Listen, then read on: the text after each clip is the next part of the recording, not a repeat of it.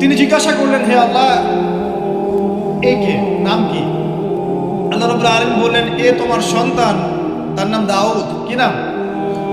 দাউদ আলাইহিস সালাম নাম শুনেছেন? আদম আলাইহিস সালাম বললেন, তার হায়াত কত হে আমার রব? আল্লাহ পাক বললেন যে 60 বছর। কত বছর?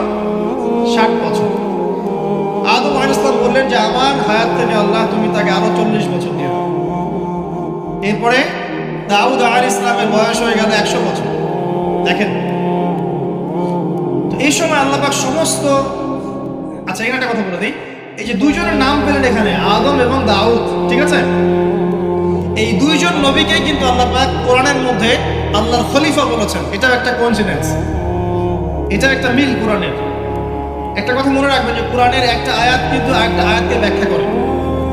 কোরআনের আয়াতগুলো হচ্ছে, আমি একটা উপমা দিচ্ছি, আকাশের তারার মতো